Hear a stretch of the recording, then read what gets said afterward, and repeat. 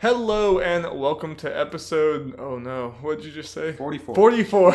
Oh my god, of the Nerds at Large Gaming Podcast. I'm one of your hosts, Darby Holland. I am Jeff Mayo. And joining us once again is Jacob Hamill. Jacob, how have you been? I've been tired. I've been busy. But it's good to be here. Yeah, it's normal life. I'm pretty sure every single week we come here and just talk about how tired we are for like 3 minutes straight or whatever until we actually go and do anything. It's been, I think the last time you were on was like December, something around that time? Or maybe it was earlier than that. I can't even remember. I can't remember. Honestly. We do these weekly. I can't Ages ago. It was, I mean, like when I look back, it's like we're approaching a year of doing this. It's just... We've done it for over a year. And counting the... like test episodes, like, I don't know. Jeez. But, Jacob... I really am excited that you're here for one particular, like, for a lot of reasons. Mm-hmm. But chief among them is you are a monster hunter. I am in the Monster Hunter. I've hunted a few monsters. He's hunted a few monsters. How has your hunting gone? Okay, so this is my first like Monster Hunter game. Like most people? Yeah, like most people. Like a lot of people.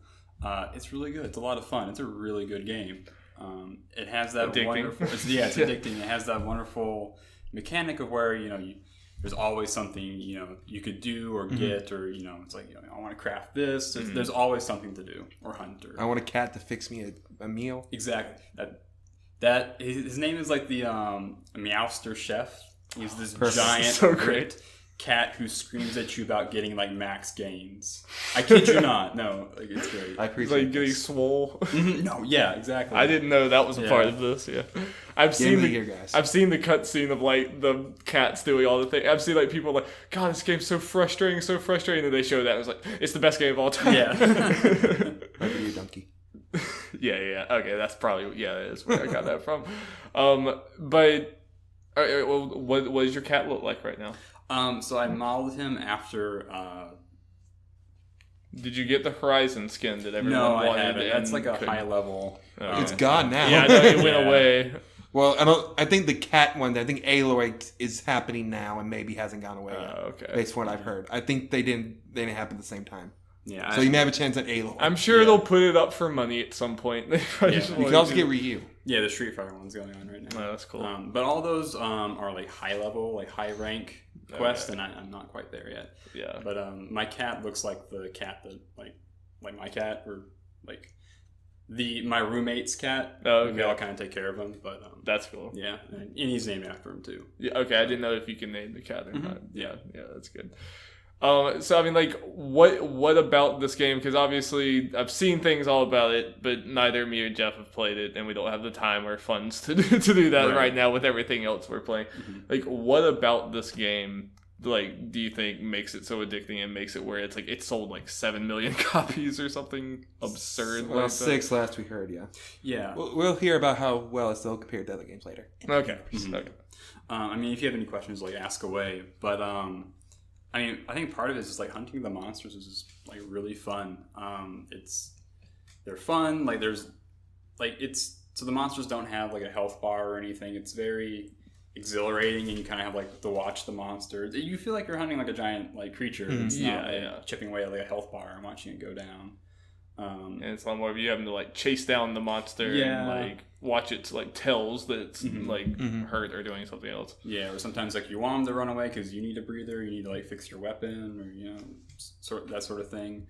And then of course carving the monster after you beat it, after this long like knockdown fight, carving it and getting cool stuff, and then going to the forge and seeing like, oh, I can make this cool new weapon or this new like armor set. Yeah, and then repeating that, and it's just a fun cycle. I love how like violent Monster Hunter sounds when people talk about it. It's like, oh yeah, I went like killed 5,000 of these things and skinned them and made a hat. Oh yeah, but like it's a rated T game. I don't think there's not much blood. I don't think so. It seems very like joyful atmosphere for how gruesome it seems like everything's going. Yeah, because you're part of like the research commission, who's like part of like this monster hunting guild, and it's like all like gung ho and like And it's like, wow, you're just like slaughtering all these monsters. So happy about it. But it's for science. Yeah. Science. Well, as long as it's for science, you can kill as many as you want. I know that like everyone's talked about it so much, but it's still so funny to me that it came out around the same time that the Shadow of the Colossus remake came out, where it's like Shadow of the Colossus, like you feel so bad for like taking down this like ancient creature, and it's like really like somber and sad. It's like, I'm sorry I have to do this. And then Monster Hunter, it's like, oh, if I kill 30 more of these, I get a cool hat. Yeah, no, you're just like laughing as you like pounding like Dragras's head with a hammer. Like, yeah. All right, so getting that. Sorry, I just said, what kind of weapons do you use? Okay, so the cool thing about Monster Hunter is that there's 14 different types of weapons, and they all control like really different from each other. Right. Like most weapons have like their own like movesets. They have like their own like gauges and like meters to fill. There's this one weapon called the Charge Blade that has it's a sword that transforms into like an axe, but the axe head in sword form acts like a shield, and you build up energy and you transfer that to the shield and you unleash like burst damage. It's crazy. And then you have the hunting horn, which is like a giant bagpipe, essentially. That's awesome. And so each attack corresponds to a note, and you build like a song on like a staff, and then you play the song, and that gives like party-wide buffs and like really good buffs too. So like attack up, defense up. You're not stunned. So they have weapons like that are more built for like multiplayer stuff or something, or being in a party. Yeah, the horn is probably the best weapon for that. Yeah. But it's also good in single player too. Yeah. The weapon that I like the most is called the Insect Glaive, and so it's kind of like a Darth Maul twin blade sort of thing. And you have like a giant bug on your left arm. It's kind of like a butterfly or like a beetle, and you can control that, and that basically grabs buffs from the monster, which you buff up yourself. And the cool thing about that is that it has a vaulting ability. And so like no other like weapons have like a jumping ability, but this does. So you can jump, and you can essentially kind of like, if you land a certain hit on a monster, you ricochet off of it, and it resets your moves while in the air. So you can kind of like do infinite air combos. Nice. People have described it like playing like Marvel vs. Capcom in Monster Hunter. So, that's fun. Mm-hmm. And then the hammer's fun too. It's like my secondary weapon because it's just a giant hammer, and you just smash monsters in the face. And it feels good. You just remind me of something. This is a tangent, but I remember meeting Darby. We're talking about this a while ago about Monster Hunter being in Marvel vs. Capcom now. I wonder how like more excited people would have been about the roster earlier if this game already had come out. There are a lot more Monster Hunter fans now. If this game had already come out, Monster Hunter would have been in that game. It seems like that would be self-explanatory. But I mean, it's in the game as DLC, but so there is there is a female Monster Hunter, even in the story mode. Okay. Yeah. Which was, even for me, like one of the most exciting character announcements. Yeah. But what did they do with the weapons? I think she's just like in the middle of the combo switch between weapons. Okay. That's cool. Yeah, that's cool. Okay, so let's get back to Monster. Oh, sorry, go ahead. Oh yeah, but basically, like any like play style you want to do, there's probably a weapon out there for you.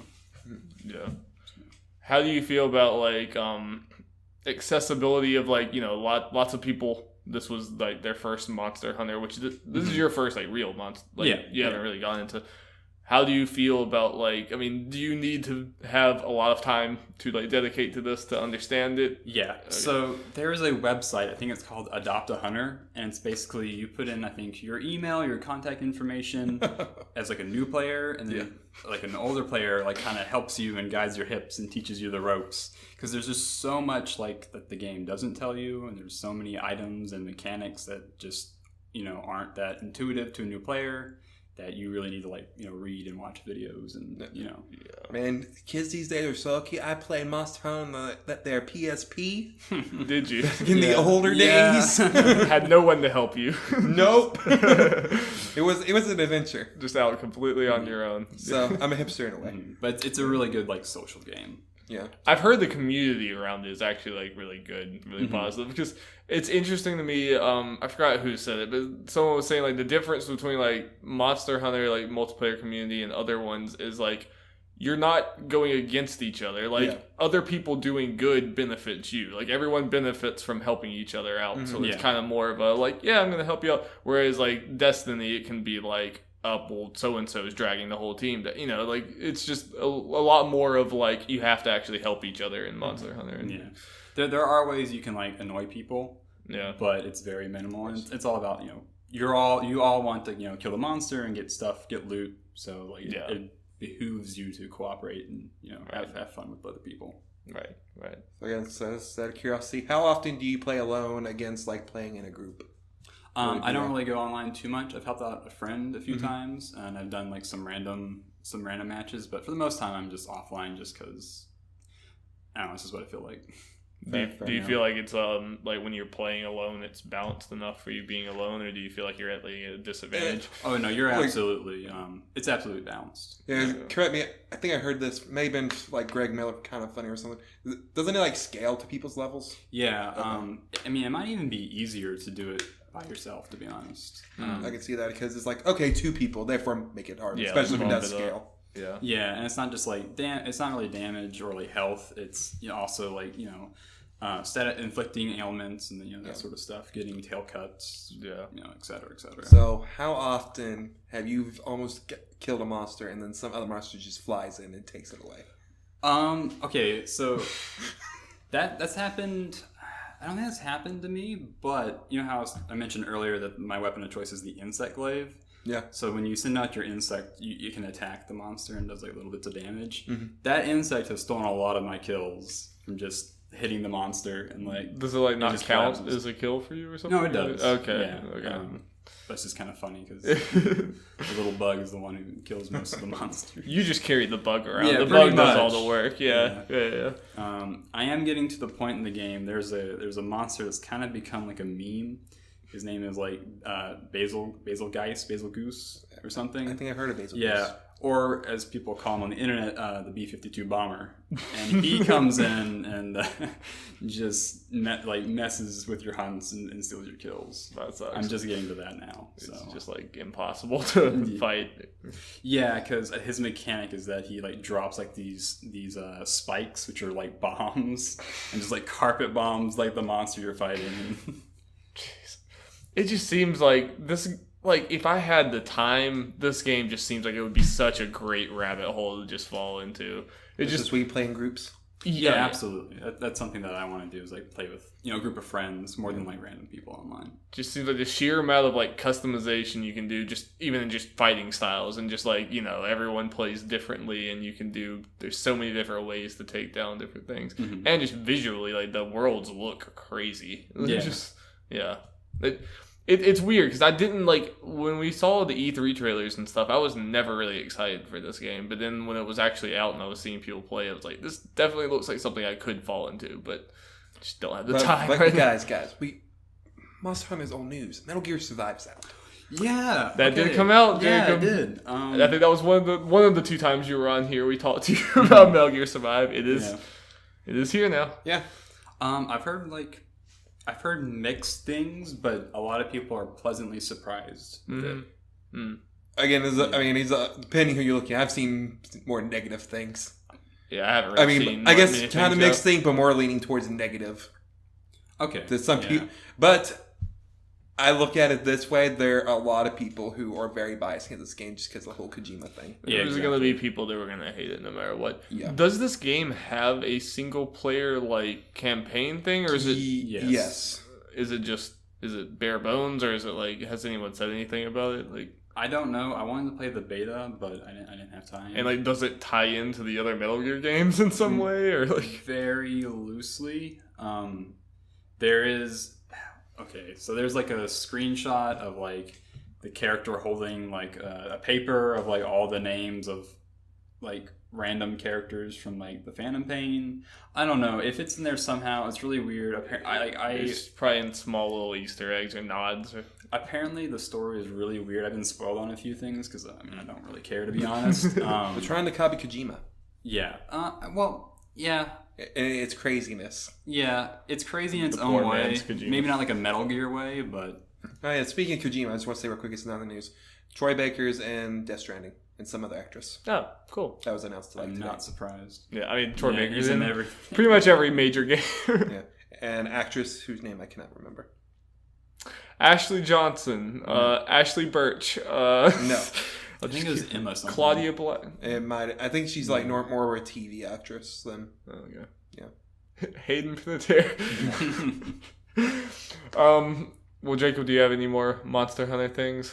No, I mean, if you have any questions, like, shoot. But I mean, I could go on and on. So. Is it going to be worth me picking up this game, like, long from now when you've gone away from it, everyone's gone away from it? I will start a new character for you. Just for me? Yes. That's so nice. I mean, because I am definitely, like, very curious about this game. Where are you at with this game? Like, I know you're not getting it right now or anything, but... Yeah. Has seeing it made you, like, what have you thought about it? I feel like, in a way, it might be Overwatch, but I get to just mainly play with friends. Right. Yeah. I've played Monster Hunter before, so I know I like it. Never said otherwise. I didn't really even know much about Monster Hunter before this. I just knew it was very popular in Japan, and that it was, like, really, like, deep and convoluted. Speaking of, like, Metal Gear and Monster Hunter, I learned about Monster Hunter through Metal Gear Peace Walker, because there are optional missions where you go to, like, Isla del Monstro or something, and you fight Monster Hunter monsters as Big Boss. That's weird. Oh, yes. Crossover. And also, do you mind scooting forward just a little bit more? And speaking of weird crossovers, another thing that didn't make the news, that's something that's happening. PC version of Final Fantasy 15, blah, blah, blah. Half-Life stuff's going to be in there. What? Half-Life 15. Yeah, I'm having to get like a Half-Life costume. That's weird. Okay, yeah. Everything about Final Fantasy 15 is weird. And they announced there's DLC going to go into 2019 now. I mean, it's just never going to end. Final Fantasy 15 is a games as a service, basically. Have you seen the picture of like the skin for the Half-Life Final Fantasy 15? I don't know. So one is like regular like Gordon Freeman. The other one is I think Noctis in the outfit. So like the crazy just Japanese hair and like the Gordon Freeman glasses in the Half-Life suit. That's great. And I think you can wear it as like with your creative character in the multiplayer. Because that's the thing, remember. That game is just so delightfully weird. It just keeps getting weirder and weirder as it goes on. Now it's getting to the point where the stuff we actually got to pay for. So they get everything. It does suck. Yeah. Give us more of those free updates. And eventually, 10 years from now, we'll play it when the game's complete. Yes. Well, are you guys ready to move into the news? Let's do this. News jingle, Jeff. Jingle, jingle, jangle. Let's do it. Okay, first story. This comes from Laura K. Dale from Kotaku UK. According to multiple sources familiar with the project, Activision is currently working on a Spyro the Dragon trilogy remaster, which will be announced in March 2018, so it'll be pretty soon, and released in Q3 2018. The trilogy remaster will, much like the highly successful Crash Bandicoot Insane trilogy, feature new assets, lighting, animation, and cinematics, as well as a remastered soundtrack. It will also feature updates to the save feature, much like occurred in the Crash remaster, which replaced the original game's password feature with something much more user-friendly. Thank you. The remaster will include Spyro the Dragon, Richter's Rage, and Year of the Dragon, and there is a tantalizing promise of some content cut from the original releases of those games. Yay. The Spyro remaster will be announced for PS4 and PS4 Pro support sometime in March 2018, be released in Q3 2018. One source suggested that September would be the launch month, which would be in line with Spyro the Dragon's 20th anniversary. While this detail will not be part of the announcement in March, the game will be a one-year timed exclusive PS4 before being ported to other systems in 2019. Apparently, the Crash Bandicoot Insane trilogy is tied to a similar one-year exclusivity, so expect to see multiple ports of that in 2018. Spyro the Dragon Trilogy Remastered is currently under development by Vicarious Visions, the same studio who handled Crash Bandicoot Insane Trilogy. Yes. Unleash the dragon, Jeff. Do it. Unleash the dragon. How hyped are you? I'm pretty hyped. I was more of a Spyro guy. Did you play like all of the Spyro games? I think so, yeah. I know I played several Spyro games. I just have no clue which ones they were. And I don't remember a whole lot about them. Yeah, I remember enjoying them, but... Same. Yeah, like... I know they're platforming. I know it's like 3D platforming and stuff. I just don't... Like, when I think back on like Sly and Ratchet and Jak, I remember all of that and stuff and whatever. Spyro, I guess that was probably like one of the first games I ever played. And I don't remember. Say that was a little bit before that. It was, yeah. I mean, so I guess you probably, out of all of us, are the one that's most excited. I mean, the one that remembers it most. So, I mean, you getting this? Probably. Unless I just hear really about... Because one of those things, unfortunately, Spyro probably didn't age completely well. And that could transfer over to these remasters. So, there's always that. It's one of those things like even Crash didn't age all that well, but it's like the nostalgia of it, and it's like the games are still enjoyable, and especially if they do give it the completely new coat of paint like they did for Crash, and they do the $40 thing. Yeah, both of those could be awesome. Now, how do you expect this to do? Because I know that's been a popular topic. I think it's no brainer. It's not going to be anywhere near as big as Crash. No. There's the Crash Insane trilogy, I think. But I do think it could be surprising. I think people are underestimating how good this could potentially be because Skylanders are the thing. Spyro is the master. True. So yes, like with Crash, people bought it for nostalgia for the most part. And probably some people, like younger people who saw it and got it and all that kind of stuff. But I think people have forgetting these conversations. Yeah, they're a new generation who got into Spyro through Skylanders who might be like, ooh, Spyro game. Right. And get that. Which, obviously I don't know much about Skylanders. So I'm not going to say like Spyro could sell more than Crash. Like I don't expect it. But with that in mind, I wouldn't be completely surprised if it did. Yeah. Or closer than people think. Yeah, like if Crash did, what did it do, like 4 million, something 5 million, like that. Something like that. I could see Spyro doing 2 million or something if it really does, like the old school people, the people who like love Spyro in the past come out like they did with Crash, and there's the newer kids that are doing that.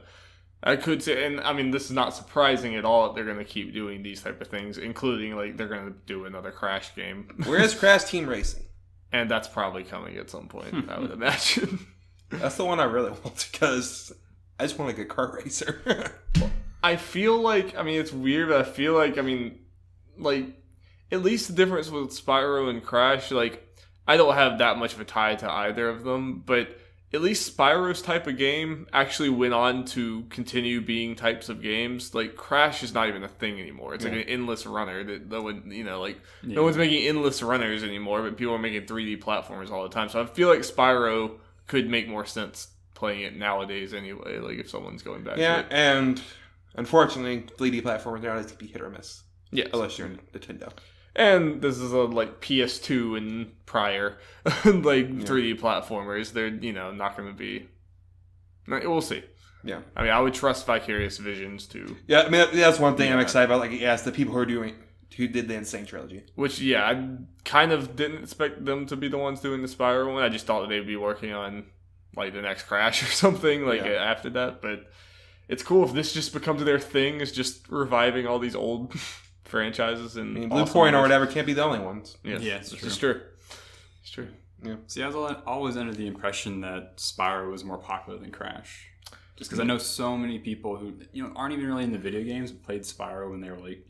Yeah, that honestly could be a thing. Like people just underestimating how much nostalgia people have for it. Yeah, I think there's a lot of those people also with Crash. I think it's just because Crash was the Sony mascot for a while. Yeah. I think maybe Spyro had maybe a longer tail or something, and I think because he's a dragon. Didn't even mean to, but yeah. And I think, and also, as weird as it is, I think Crash was, for people our age, was even a little, older than us, and Spyro was more when we were kids and, starting to play games, Crash was already kind of in the past a little bit. I felt like Spyro was a bigger deal for people our age. That's probably a big reason why, too. But I think people are going to be surprised by how much this sells. If it's good. Yes. Yeah. That's always the qualifier for the stuff, if it's good.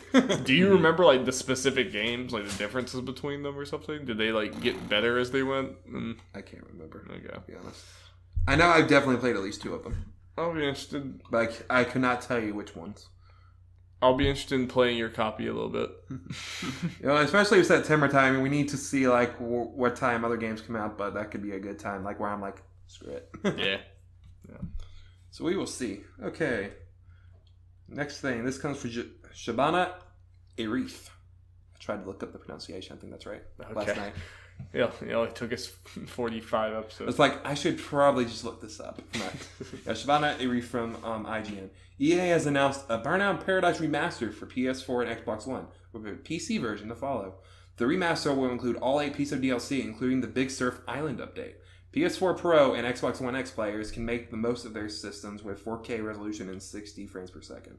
Pre-orders are open now for a March 16th release on consoles. EA Access members can dive in on March 9th with the first play trial for 10 hours of unrestricted gameplay. So, Jacob, you like Burnout?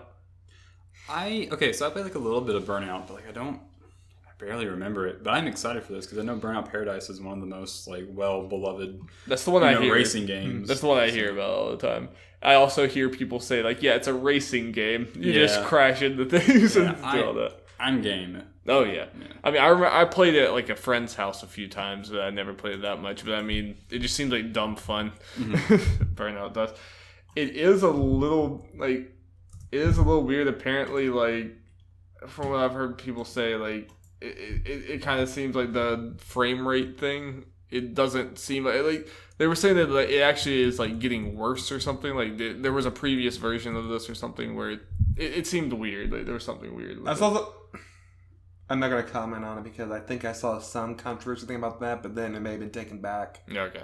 It might have been just a mistake. I can't remember what it was. So I'm not going to comment further. Yeah, there was some weird things about like something leaked from like an EA employee regarding this. I don't know what the details are, but there are some weird things about this remastered circulating on the internet. I was trying to look because I'm curious what all these remaster stuff. I don't know what the price is. I tried to look on Amazon, but there's no price up yet.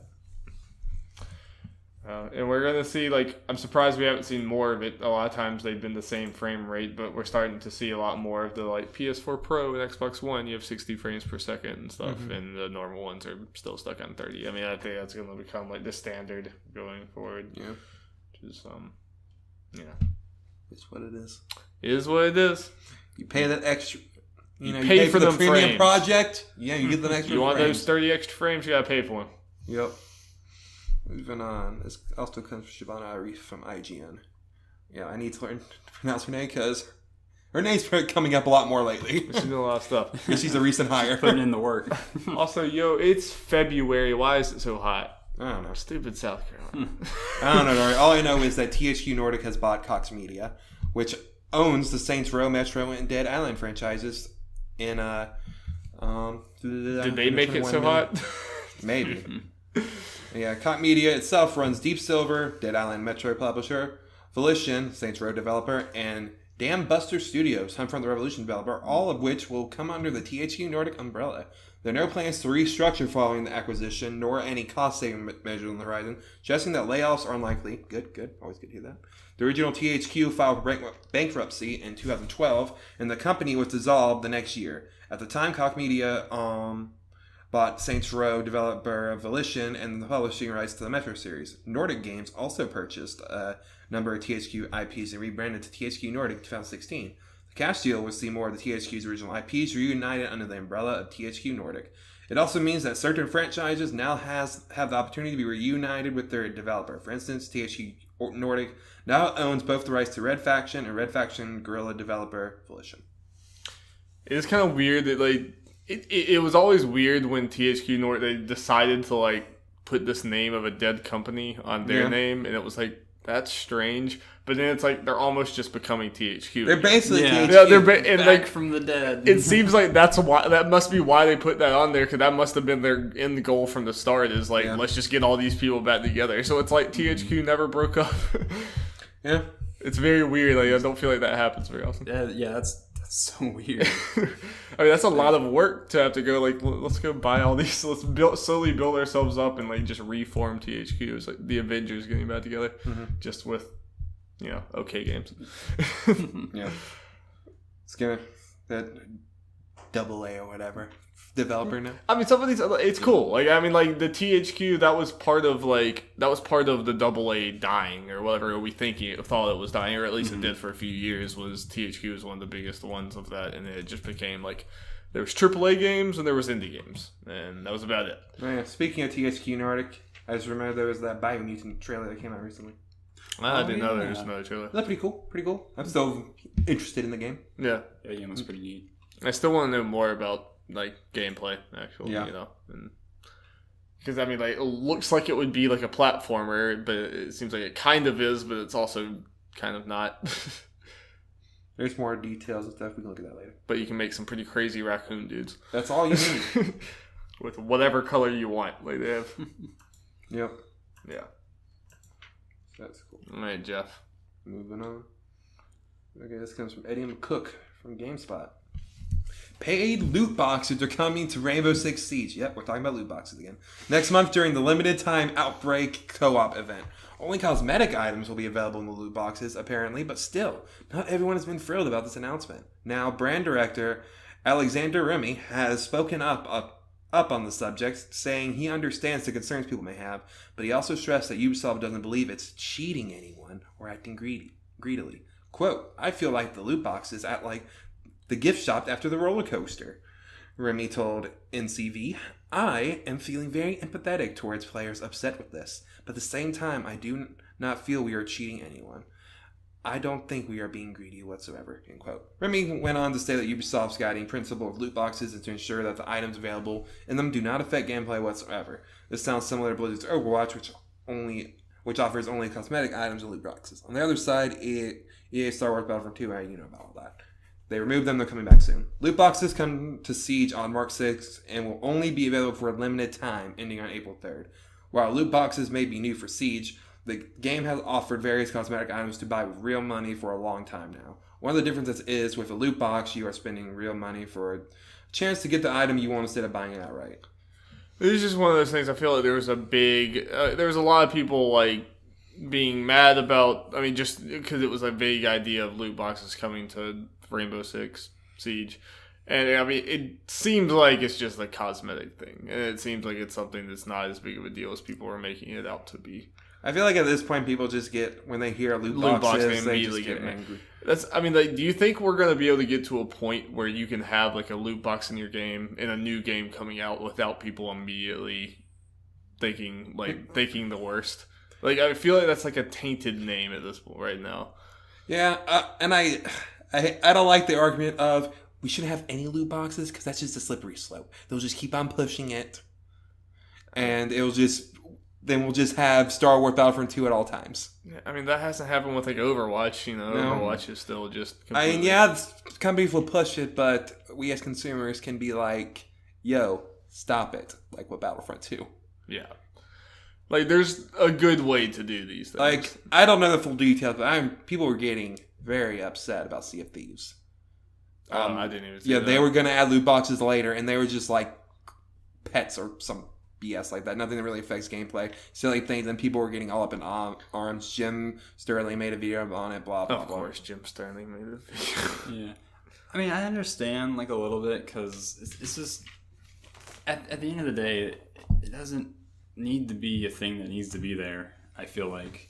Especially with this, because you can already buy stuff just through the store. I don't play Rainbow Six Siege, so I don't know how it works exactly. I mean, yeah, I don't know about Rainbow Six Siege. This would be nice to have Will here, but yeah, I don't know what this all has to do, like why these loot boxes are special. They might be just some kind of special items that are only during this event. Mm-hmm. But I mean, like, yeah, I mean, like, obviously, I prefer it whenever, like, yeah, I can just, I see that thing, I buy that thing, instead of buying a chance to get that thing. It's always better to do it that way, but, I mean, like, I feel like these type of things are just kind of, like, a lot of these companies are not going to stop with these things. Like, it works so well in the cosmetic sense of, like, having the loot box thing where you randomly get it. I definitely don't like it in comparison to just having a straight a la carte thing, but I guess just, I mean, maybe it's a bad thing to like look at it this way, but it's just that versus other loot boxes and other like things like Star Wars Battlefront where it's actually affecting the real gameplay. I'll take if doing the cosmetic loot boxes gets them more money to make other games. You gotta call him with the chair, like. Then it doesn't bother me as much. Yeah, I mean, if it's just cosmetic stuff, that's like the least inoffensive you can be with this sort of thing. Yeah. But the way I feel about it's like, if I want to buy a skin, just let me buy a skin. Yeah. Oh wait, I think I just remember more information about those CFD things, and I could be wrong. I think what it is, you do get to pick like what you're gonna buy. It's not like loot boxes or whatever. But because they called it microtransactions and not like DLC, people were upset. I think in some cases the wording of it, the fact that they're called microtransactions. So, yeah, I don't have the opinion. So, yes, Battlefront 2 is bad, but some people take this, like, getting upset over any of this stuff a little too far, I think. Yeah, no, I see that. And I know it's like a weird thing because these, especially with stuff like Overwatch and what CFD's plans to be and just kind of stuff like that, they do need that extra income, whether we like it or not. Like, they need that to keep it going. The people who are working on the updates need to eat too. Yeah. Like, need to get paid. Yeah, I mean, I know. It's a whole topic. I know you can argue with maybe with Blizzard and stuff. They may not need it necessarily, but because I feel like if you're making a game where like you got to do all this like BS like scummy things like loot boxes and all these little paid things. Like why? Like why make your game like that? If you have to resort to these tactics, these kind of like gross, marketing tactics or marketing, schemes to like be able to eat, it's just kind of like, this is a whole like complicated conversation that we shouldn't go into because it's gonna take way too long. It is a conversation. I guess also, I mean, like just leaving it with it. I mean, this is like the 6th time we've had this conversation. It's gonna be an ever going thing. Probably way more than that. It's also like I feel like the market needs to get more receptive to potentially with certain games being above the $60 price point too, because there's certain games where I feel like if you just charge $80 for it or something and not have loot boxes, like there's certain games that I feel like that might be a more palatable option to some people.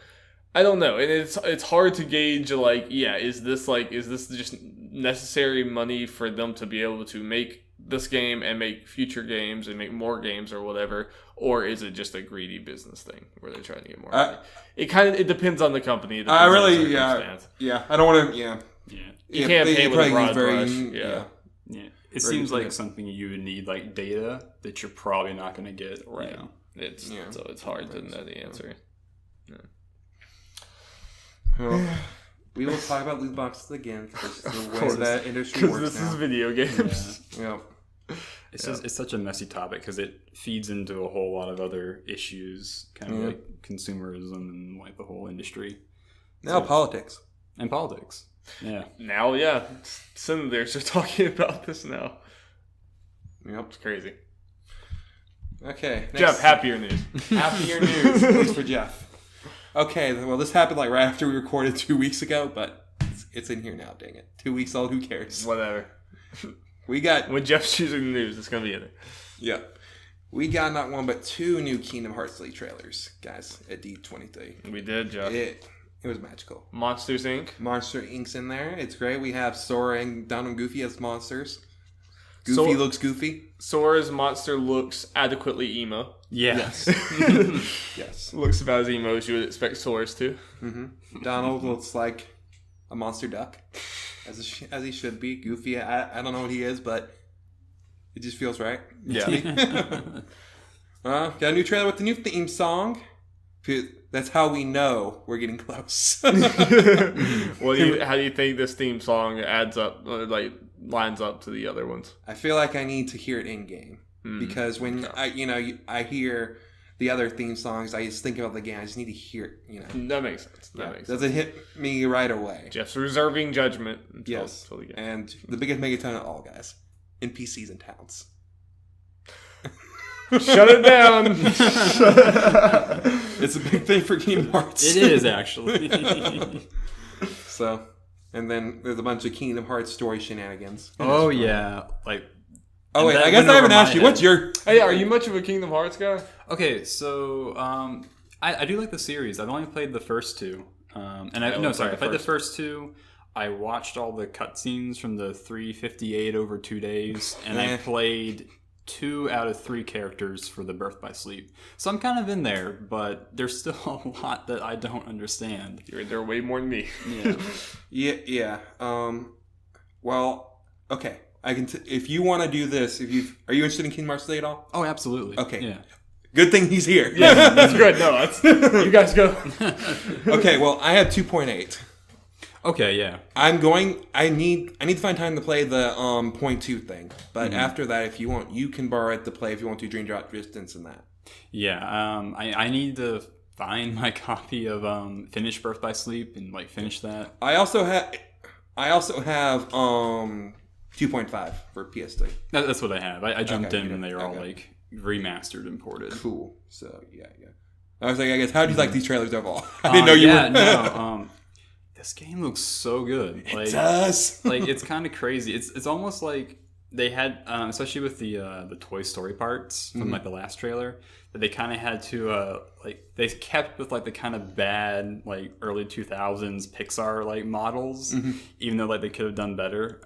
If that makes any sense, like you know what I'm talking about? It was like they kind of had like the weird kind of child kind of. You know, like the humans in some of the early Pixar movies, like the little kid in Monsters Incorporated, looks kind of weird, you know, now. Yeah. But it looks really good. Sully looks a little off because of the fur, but I actually some people complain, but I actually saw a tweet from someone from Pixar who worked on Monsters Inc. So like, yeah, the model looks really good. You guys may not know this, but we had to work on every single little piece of Sully's fur. Wow. To get it to look as good as it did in Monsters Inc. And if you noticed, especially when Sully's on screen, there's no other monster with fur when he's on screen because that took so much work. That's insane. So it's like, okay, so it's not that this thing on their power is like they actually want to get this game out. Now these trailers are all in Japanese, so I'm really curious as to how the voice acting is going to be, because I know a lot of the voice actors for the Disney characters, they're pretty old. They may not like want to do it. Like I doubt they're going to get Tom Hanks to voice Woody.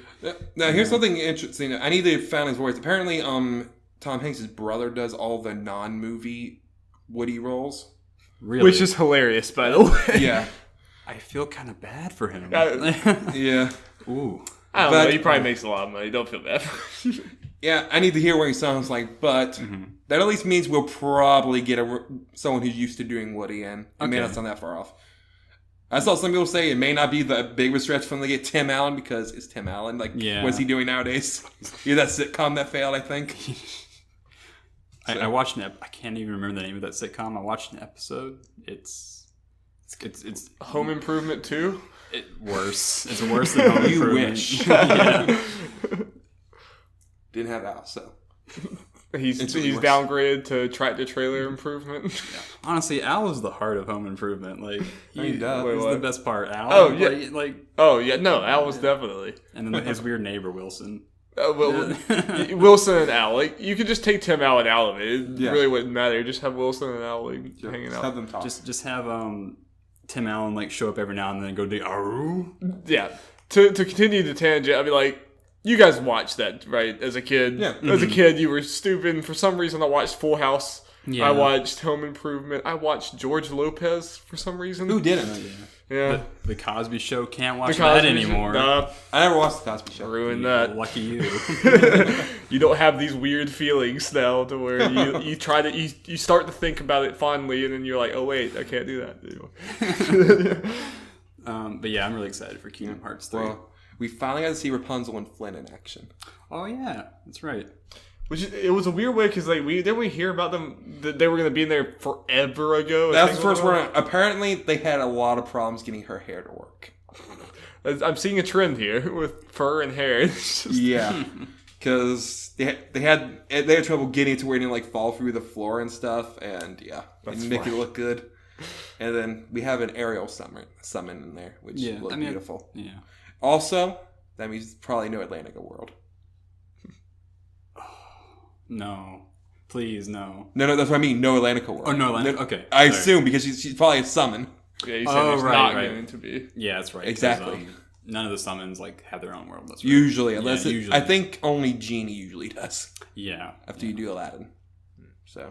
I thought he was about to say, like, I love it. You can't take it out. No. I'm kind of sad they have, like, another Athens, too. Or not Athens. Olympus. Yeah. It's in every game. I feel like they came in there for the Coliseum. Yeah. It's got to be there. Then just go to the Coliseum. Also, what kind of interesting, I just thought of, I can't remember when, just in the last couple of weeks, that makes me a little happy that Olympus is back, because that's usually the world that features the Final Fantasy characters. This is true. Like, Cloud was in there, number 1. Auron was a party member in Hell there in 2. So you fought Sephiroth there, right? Yeah. we'll probably fight Lightning or Noctis or something there. And still 2018.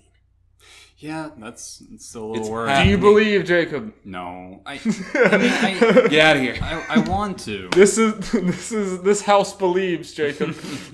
We had the theme song.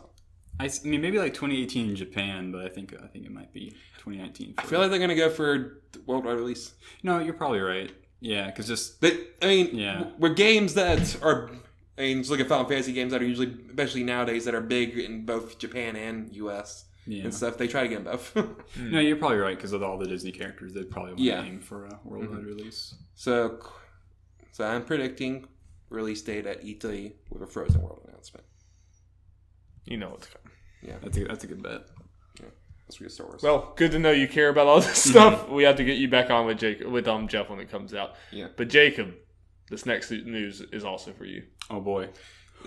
That face. God. Yes. This comes from Aiden Strawhun from GameSpot. Arc System Works has teamed up with Japanese game director and writer Hidetaka Swery, right? Swery, yeah. Yeah, Swery. Suihiro. I said that wrong. For a new project in 2018. From the mind that brought Deadly Premonition to life comes an ambiguous announcement for The Missing. Mm-hmm. Our first look at the title in the video above doesn't say much. We weren't given any clear hints as to what the title's true premise is or what kind of platforms we'll see on it. All we know from the Arc System Works website is that it is expected to launch sometime this year. Quote, the title The Missing has many meanings, Swery said. A missing person, someone who's lost, or even something lost. Maybe it's your loved one, or place you belong. Do you ever feel lost in your everyday life? The Missing's for someone like you. End quote. Why, yes, I do, Swery. This is the first game for Swery's studio White Owl to be developed in-house. Swery has confirmed on Twitter that the team is still devoted to its work on its other title, The Good Life, an RPG about a village that turns into cats at night. That title will be going through another round of crowdfunding in March. Mm-hmm. That's the disappointing part is, where's that cat game? I want to be a cat. What's up with that? I saw that fail. Yeah, because it's not enough people wanted to pitch in. Wanted to be cats. That's unfortunate things where the concept sounds fun, but I need to see more before I'd want to put money into it. I mean, it was on Fig, and so I know a lot of people had mixed feelings about it being on Fig. Oh, yeah, that too. Now it's on Kickstarter. I think it'll do a lot better. What do you think, Jacob? I'm excited. Arc System getting work. Yeah, seriously. I love like the announcement of the like Swery sitting in like his sweater with his like stuffed monkey and like announcing this. That man is a treasure. It's just so weird. It's what you'd want it to be. Well, I don't know much about Swery, but he just reminds me a lot of Suda51. That just makes me happy. Yeah, kind of. They're a little different, but I mean they'll just kind of out there and do weird things. Yeah, Swery is definitely inspired by Suda51. Well, yeah, they're just out there and I can appreciate it. Mm-hmm. I'm guessing is this for you? Is it like you're gonna buy anything the man does? Basically, I mean, you're just gonna see. I mean, I'll at least check it out. Like, I mean, I like Suda51. I don't like all of Suda51's games, but I'll definitely check them out, give them a shot. I mean, it sounds very interesting. The fact that it's Arc System Works with it is very cool. It's just again, Arc System Works is just all over the place at this point between fighters and they. Blaze Blue or whatever, and That's 3 games at Evo. There was a story a while back where he was talking about this really weird concept for a game. Do you guys know what I'm talking about? I do not. It's about a detective game about a high school detective, and she solved crimes by doing lady things. I think you told me this before. I don't know if this is appropriate for the podcast, but. I wonder if this is what that is, because I feel like Arxis would fund a game like that. I'm still trying to figure out what solving mysteries by doing lady things mean. Maybe I'm an idiot. I'll tell you off camera. Okay. For people at home, Google it. Interesting. That's interesting. Did you just Google lady things? Okay. So I mean, you know how like Deadly Premonition is obviously like really inspired by Twin Peaks. Mm. So when Monster Hunter World came out, Swery tweeted like a picture of his character from Monster Hunter, and it was Dale Cooper from Twin Peaks.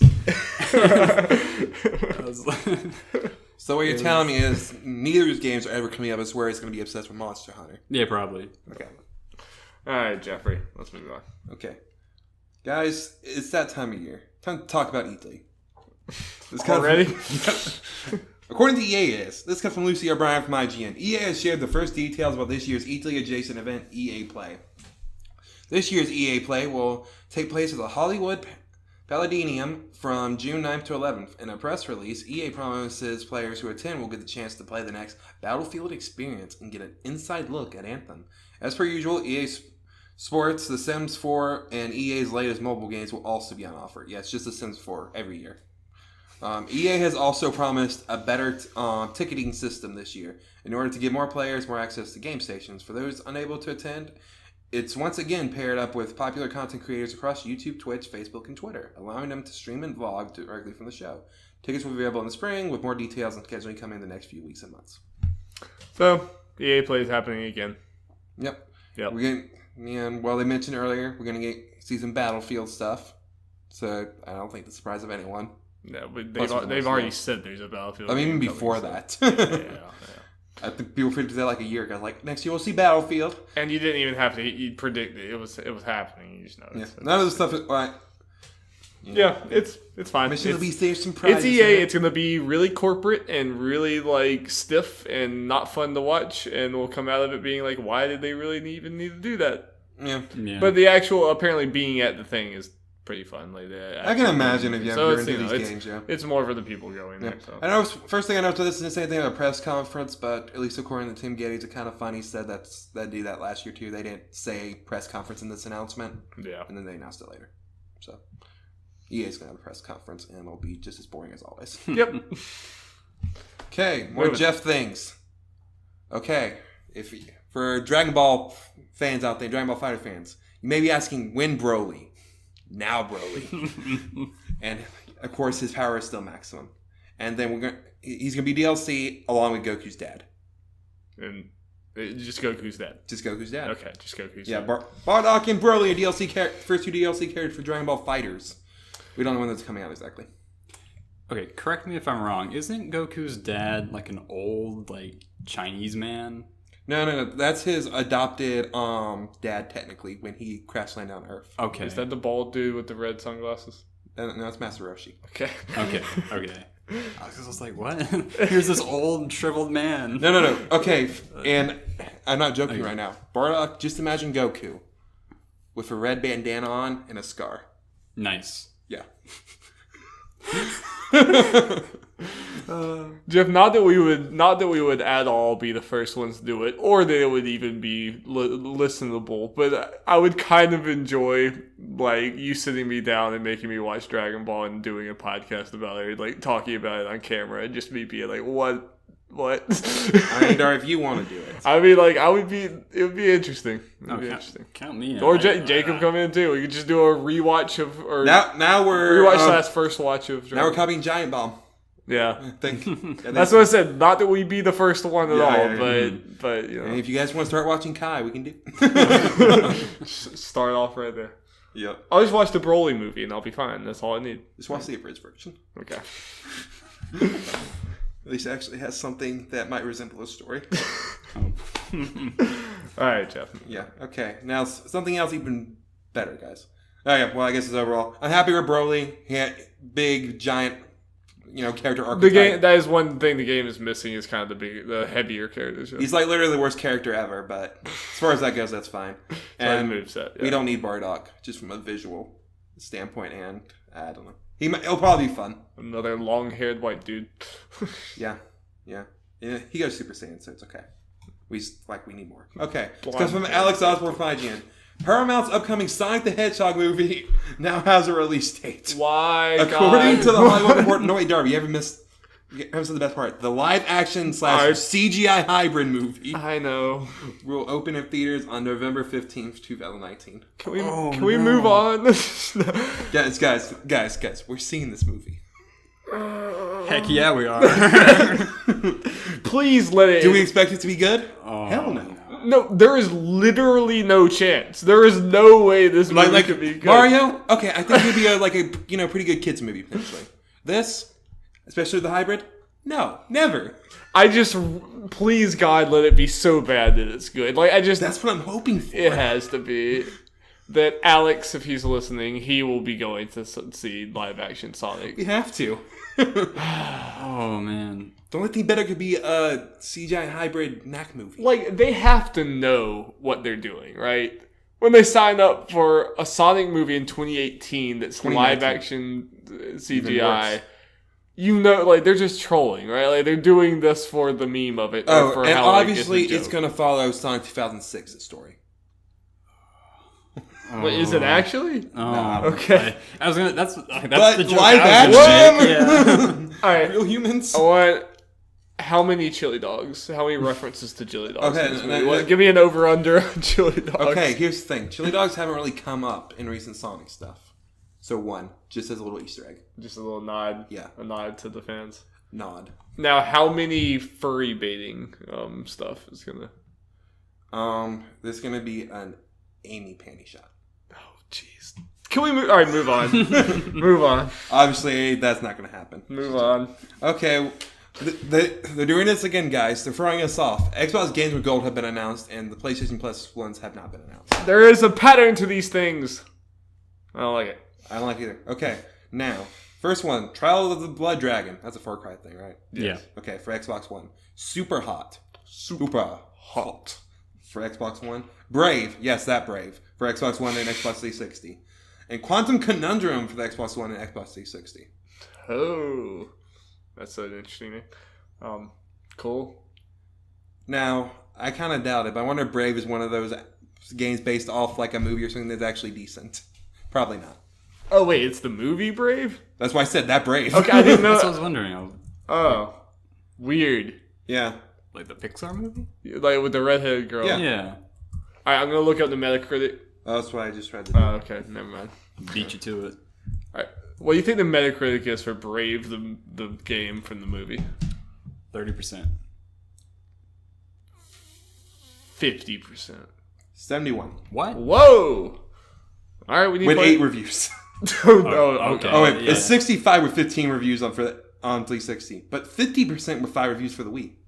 Hey, one of those was 50%, so I'll take it. But Super Hot's great, but better in VR. That movie came out long enough ago to be in the Wii. Interesting. I mean, we don't need to go down the Brave rabbit hole. It's fine. Like, it never ends. 2012. That seems late to be in the Wii, right? Huh. Yeah. Huh. It might have been like late Wii or early enough in the Wii U. They're like, throw it on the Wii. Like, people have Wiis. Yeah. They don't have Wii U's. Yeah. Anyway. But I heard Trial of the Blood Dragon's good. Super Hot's good. Yeah, I mean, those two alone is pretty cool. Brave will be good for the kiddies. I know nothing about Quantum Conundrum.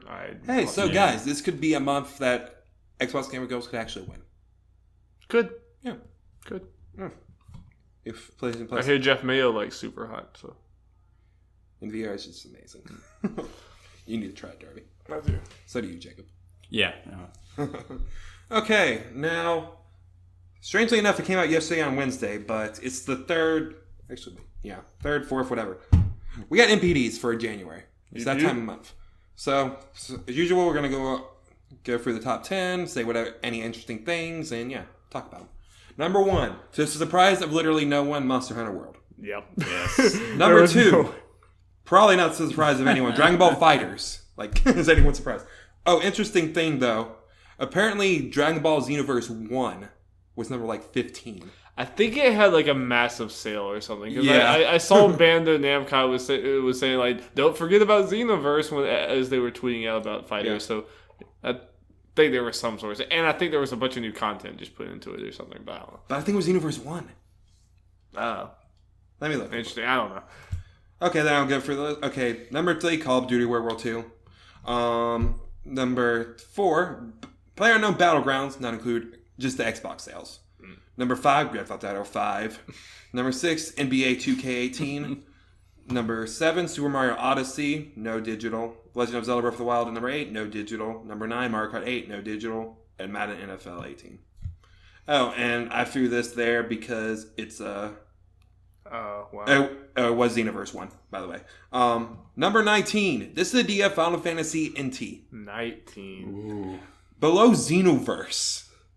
That game's 5 years old. No, this game's dying. This game's gonna go out and die. It's just- Yeah. And as far as console stuff, PS4, Switch, and Xbox One all performed well in the month of January. Nintendo Switch sold the most systems, but Sony's PlayStation 4 generated the most revenue. In dollar sales, the gap between the top-selling platform and the third best-selling was only 3%. Nice. So all three had a good month. So. Yeah. It had a good several months. It seems like consoles are selling like crazy right now. And I think I saw something that 3DS had the best sales since like 2013 or something. Weird. Or it might have been just for the January. Who's compelled to go buy a 3DS right now? I don't know. 2DS might be all in that too. I mean, I guess they're cheap, so they're always going to sell more cheaper. But... Yeah. Jeff. Yes. Do you have a game? Do you have a game for us? Jacob, I don't know if you've been listening, but we have a new thing. We do games now. Yeah, I haven't been on since you've implemented this new system. So now you have to compete. And I've been inspired. I got like a month and a half's worth of games lined up. Oh boy. Jesus Christ. So you have to compete against me, so that means you'll probably win. Because I usually lose any competitive thing we do at Nerds at Large. That's kind of how these things work. So this is the way it normally works. Let me try to think how we want to do this. Okay, normally we do like 7 of them, but I got like 11 different question things lined up. Are you just going to cut a few or something? Or? That's what... I'll do this way and we'll see how it goes. Okay. This one we're going to plan on doing 7. We might go more, or it might end and we just do the other ones for funsies. Okay, we'll see. So we got 1 through 11, and what's going to happen is you guys are going to take turns picking numbers 1 through 11 to get your question. So it's not like... So it's random. Okay. And to see who goes first, because okay, so yeah, one of you each turn's going to pick one and then answer the question first, and then the other one's going to answer. And what this is going to do is how many games are in the series. Okay. So I'm going to name a series, and you guys are going to tell me how many games are in that series. So do we both guess for each question? Yeah, you do, but one of you go first, and this is not including collections, remasters, or re-releases. Just standalone games. Interesting, Okay, so play rock, paper, scissors. Okay, so any number between 1 and 11? Or, yeah. You guys play rock, paper, scissors to see who goes first. All right, let's go. Okay, so Darby, do you want to go, I guess, first more or second more? So you hear, like, do you want to guess first, or do you want to hear his answer first more? But, if he just guessed it right on, would he win or something? But he's not going to guess it right on. Even if someone guesses it right on, I'm going to let the other one go. All right, I'd rather go second. Okay. So you go first. Okay. So 1 through 11. 7. 7. Metal Gear. Oh, perfect. Jeez. Okay. I'm just going to list them out loud. Okay, so Metal Gear 2, Metal Gear Solid, Metal Gear Solid 2, Metal Gear Solid 3, Metal Gear Solid 4, Ground Zeroes, Peace Walker. Those are 2 separate games. Ground Zeroes, Peace Walker, Phantom Pain, Revengeance. So we're at 10, I think. Let's see here. Okay. I guess if he gets it right on, he's gonna win anyway. He'll be the first one. Portable Ops. Okay, Portable Ops. Ghost Babel. Ghost Babel 2. He's at 13. I'm just gonna guess 13. 1 or 2 away from his. I know I'm missing one. Does Metal Gear Portable count? It's the iOS game. It is a game. I had to go through stuff and count, so this could technically be off from the right numbers. Or right. Some games may not count in my mind that... I'm probably forgetting some. Because this isn't perfect. I love that Jacob immediately gets Metal Gear. There was a whole mission in Ground Zeroes where it was going around and finding all the Metal Gear game logos. By the way, just so you know, I did not pick Mario. The too many of those. I had trouble counting. I'm going to say 14. I got 19. 19. Oh, damn. Oh, no. Well, that one sucks. I'm sorry, Jacob. I mean, you can give it to him. He knows more than I do if you want. But he was 5 off. What did I miss? I don't know. I didn't listen. Oh, you didn't listen? Yeah. Well, good thing you have 11 games. It's okay, Jeff. It's okay. I'm tired. Okay, I'm going to let you pick again, Jacob. Okay. It was a test run. 5. Test run with your favorite God games. of War. God of War. Okay. There's a lot of portable ones that I don't even... Let's see here. Oh, I'm just going to throw this. I am counting games that are announced. Okay. For these series.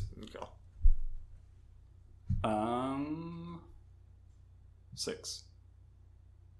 Okay. I have to be careful now. I'm so used to Darby being the only one. I also wait. It's 7. It's 8, but you still won.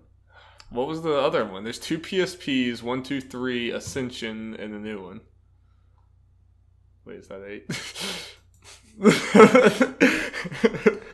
If you're gonna ask me like which ones you guys got wrong, I don't know. Okay. Well, I had to go through wikis and stuff to count these. All right. If you guys question it, you can look on your own time. 2. Legend of Zelda. Jeez. I feel like it shouldn't be allowed. I feel like it should be a gut thing. Like it shouldn't be you should make us answer quick. I'm gonna go with like something like flippin'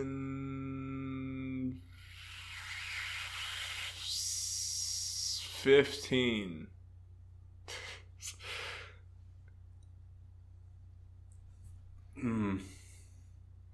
I'm gonna say that sounds about right. 17. 24, Jacob. Jeez. There's also all those like weird CDI games and that stuff. Oh, those count. Those count. They're a Zelda game. They count. Yeah, I was not thinking those. You gotta think. All right, Jacob. All right. I'll do 11. You're gonna hate me. Knack. Put the joke on. 2. Oh yeah, there's 2. So Jacob wins. Congratulations, Jacob. Oh my god. I do want to play Knack because it was free. Yeah. I want to try it out. You have no excuses now. See, I gotta put the joke in. Knack's like the default joke. Oh wait a minute. I might wait. Is Nat gone? No, it's still there. Okay, I haven't downloaded it yet. I haven't put it in my library. I have to, just for the joke. 4. Persona. This does not include mobile games. Why? Specifically, I did not say mobile games because there are a lot of them that are Japanese only. A lot.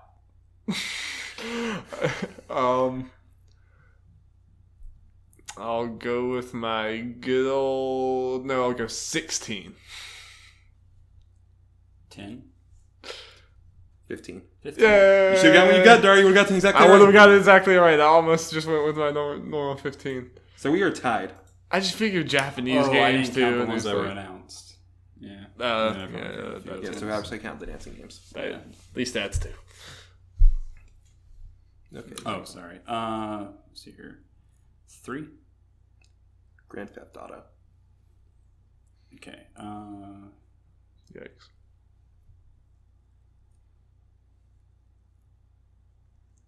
Eight. Sounds about right. 10. 15. Oh yeah, because there's like some on like the PSP. Yep. Oh yeah, I didn't even think about that. I'm so bad at this. I thought around 8 too, so I was just going a little higher just to have some sort of comfort zone. Don't worry, I'm pretty bad. If you listened last week, I just completely tanked with that one. That was bad. Oh, sorry. 1. Uncharted. Nice. Okay. Trying to pick something maybe you guys could try to count them if you want to. Okay.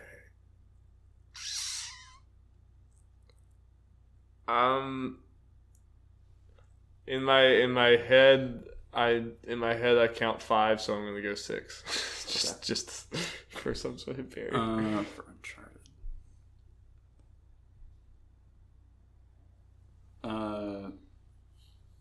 5.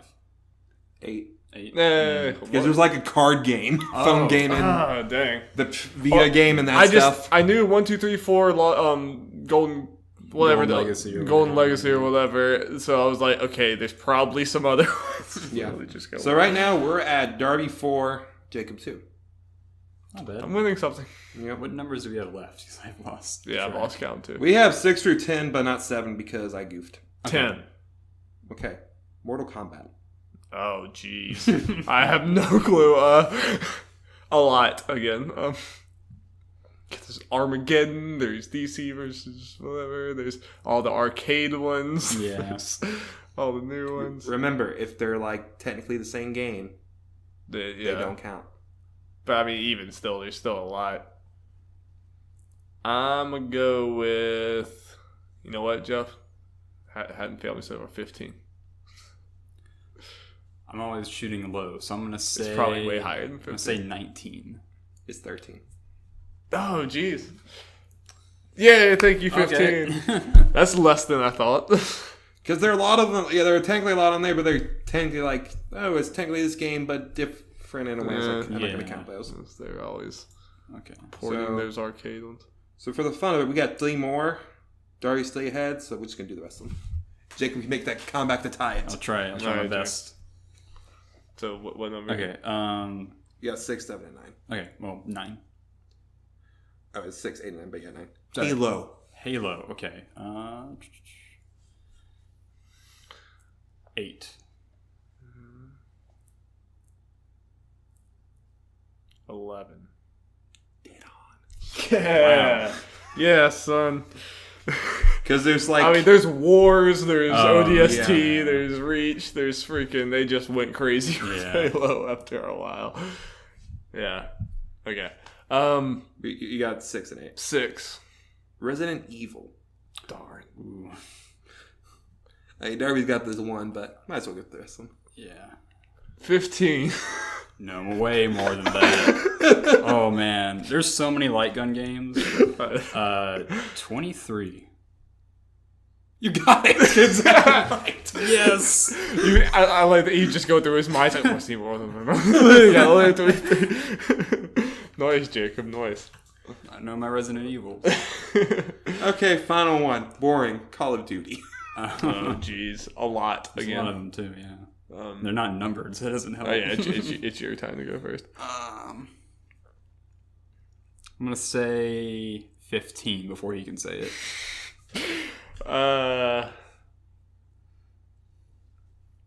18. It's 14. So they only win by 1 by the end of that? Wait, give me a second. I think I colored one of Jacob's wrong. Surprise, Jacob won. Usually how this goes. Well, he did rob Metal Gear from you. And Darby, if you win your trusty 15, you would have won that. So that's true. Darby won by 2. I won something. Yeah. Woo, woo, woo, woo. See, Will, I can win things. You guys enjoy the game? Yes, that was good. That was better than the How Long to Beat when I just had no clue anything at all. Yeah. All right. Main topic, you guys. I'm excited about this one. We are talking about video game music.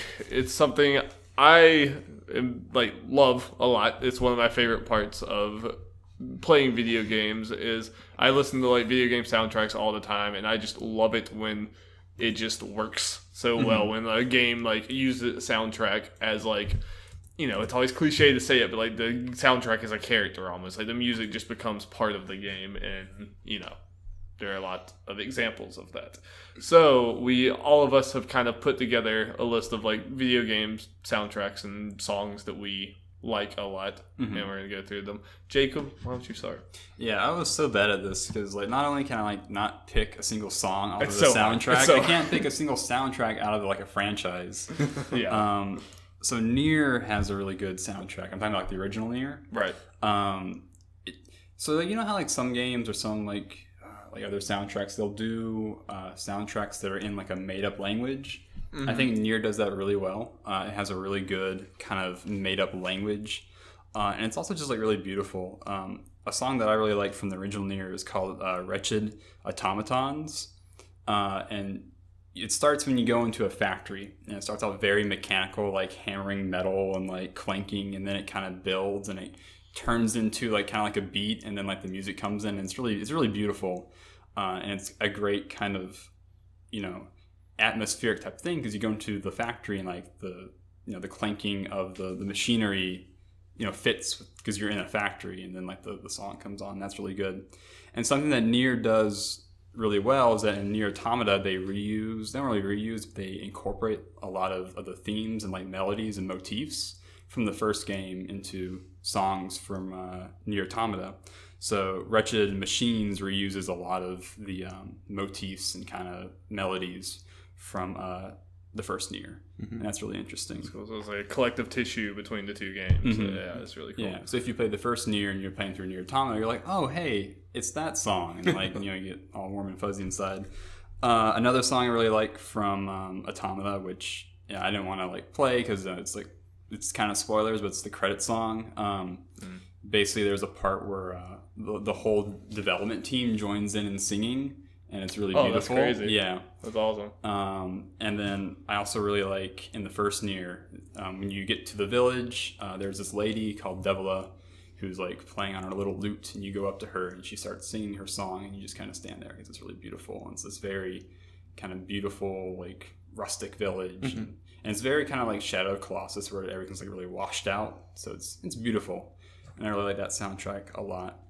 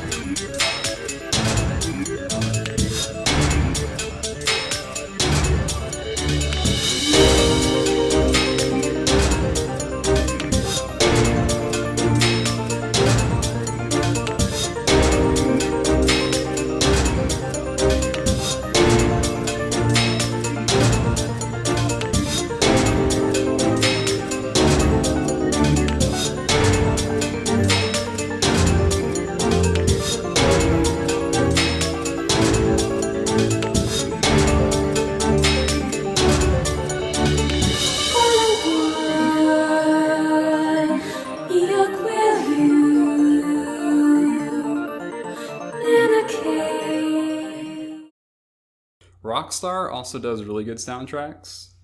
I'm a sucker for spaghetti westerns, and so of course Red Dead Redemption has a really great soundtrack. Triggernometry is That's all very cowboy to me. Yeah. I think it's the song that plays when you're like on horseback and you're just in like a gunfight, and like it's very fitting. It's just a great song to like. You feel like shoot things. Yeah, you feel like a badass. You just feel awesome. Very good at that. And then you guys have played Red Dead, right? Oh yeah. Not. Well, he has not, but Okay. I have. Well, you know the part where after you confront, I think his name is Butch, and you go to when that song comes on called Compass. I just like turned down the environmental sound and just had that song playing. Yeah, that was a really good song. That was cool. I feel like with a western like that, it's very necessary to have the music like put you in the mood for that. Yeah, exactly. And the song is very like lyrically is very rewarding because your character's been moving to trying to do be rewarded for the thing that he has to do, and he finally gets it, and that song plays, and it's very fitting, I think. That's lyrically. awesome. That's awesome.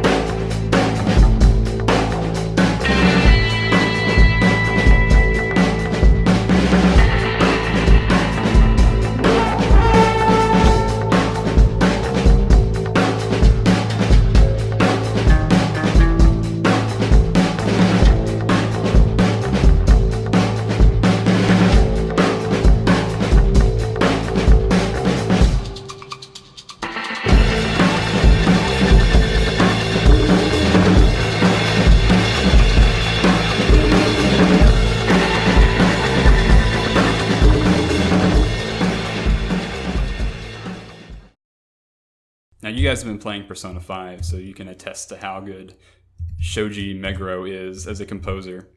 And he's done the music for all the Persona games as well as a lot of the SMT games. So Persona 3, it's hard for me to pick like my favorites between like Persona 3, 4, and 5 because they're all very different. Persona 3's is like very kind of like hip hop inspired. Okay. Persona 4 kind of has like an old school pop sort of theme going for it, and Persona 5 is obviously like acid jazz and funk. Yeah. And so like Persona 3 being the first one, it kind of left like the most impact on me. Just the battle theme is called Mass Destruction. It has this Japanese like rapper called Lotus Juice. And it's amazing. Great like, name. Yeah, I mean, That's him. yeah. If you're gonna play like a 90-hour RPG, like you want the battle theme that you're gonna hear a lot to be really good. Mass Destruction it's a good song. That's very interesting to me that it was like that they're different styles. I kind of didn't know that. I've seen a lot of Persona 4, and obviously I've played like a lot of Persona 5 now, so that's two I know the most. But yeah, that is really cool. Yeah, and then the final battle theme, again, it's kind of spoilers. That's also for Persona 3. It's probably my favorite like final boss theme out of all the Persona games. And then with Persona 5, you guys haven't gotten to that part yet, I know, but there's a song called Rivers in the Desert, and it does an excellent thing that I really like that's used in games where it rewards you with lyrics, where you go through the first phase and it's just instrumental, and then the second phase comes in and it adds the lyrics. That's cool. And it's a really good feeling because you're just like, yes! And you just like you get into more it. and more of it, yeah. Yeah. And I think my favorite Persona 5 song is Layer Cake. It's the song that plays when you go into the gun shop. And it's like really spooky and kind of I like that a instrumental. lot too, yeah. And then it just breaks out into funk. It's really good.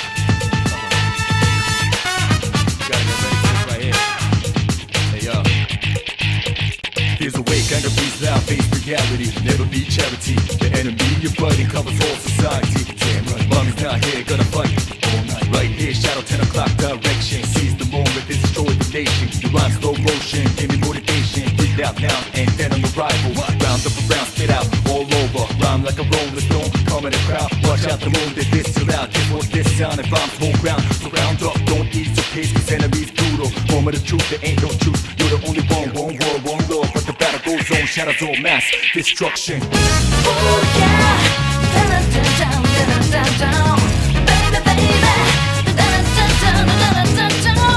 Oh yeah, da-da-da-da, da-da-da-da, baby, baby, da-da-da-da-da.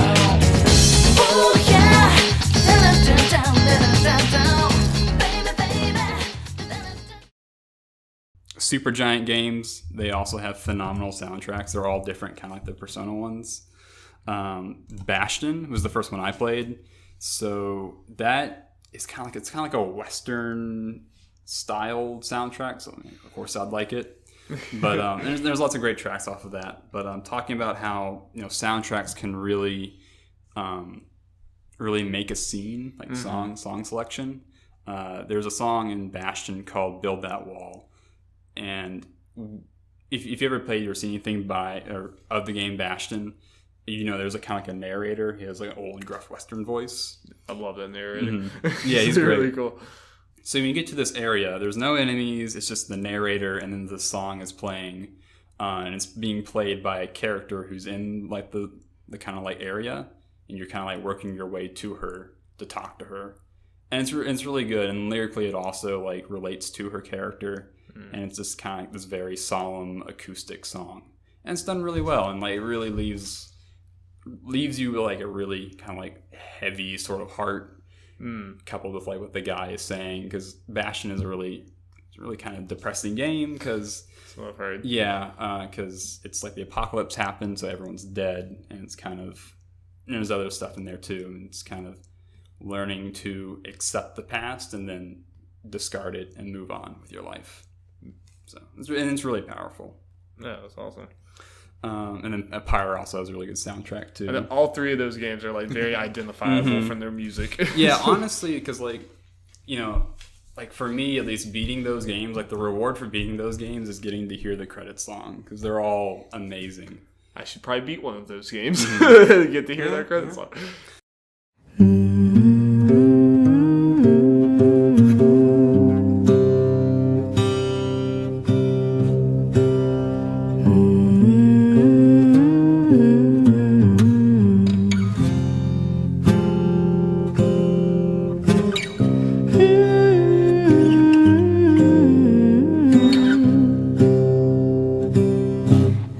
Dig my hole, you build a wall. I dig my hole, you build a wall. One day that wall is gonna fall. Gonna build that city on a hill.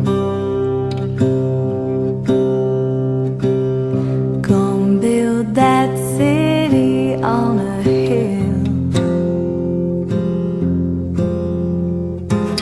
Someday those tears are gonna spill.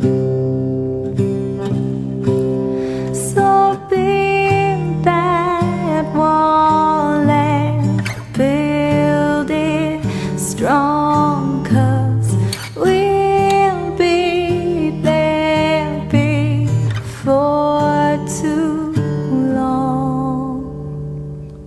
Gonna build that wall up to the... And then Silent Hill, I mean, I love Silent Hill a lot. I mean, as you can see, obviously, music really really affects, what my favorite games are.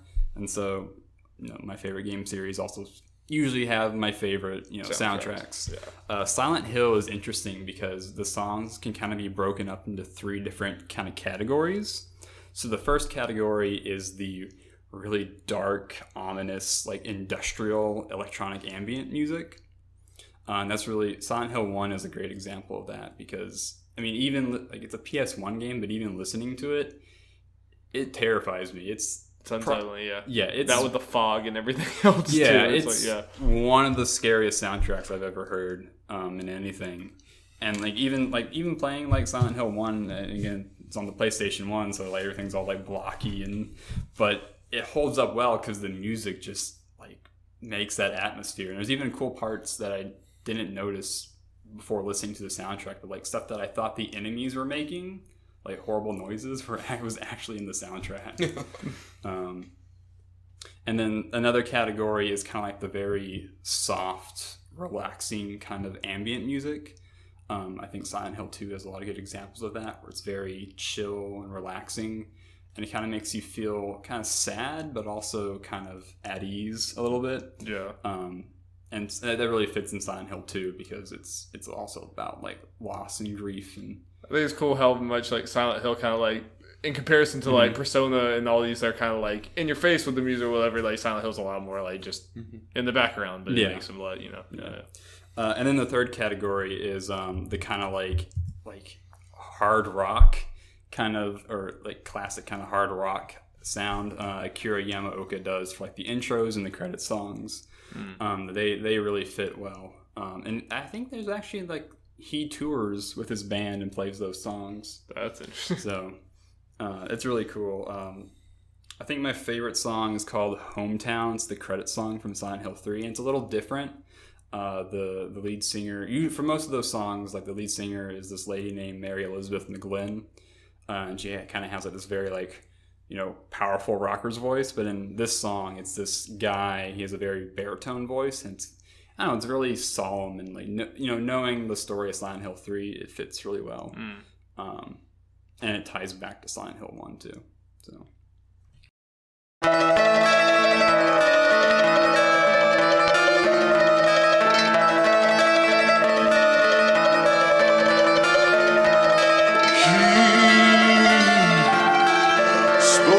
Tortured souls, so outrageous the toll. You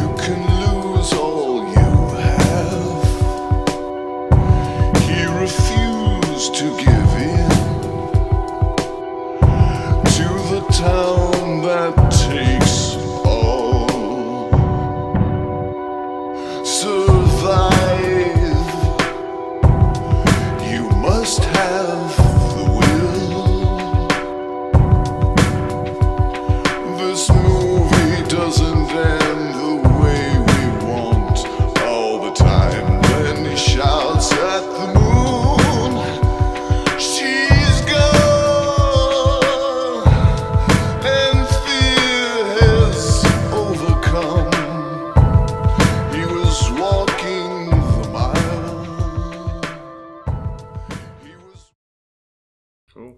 And then a few honorable mentions. I love "Life Is Beautiful" from Deadly Premonition. That's that guitar song with the whistle. Yeah.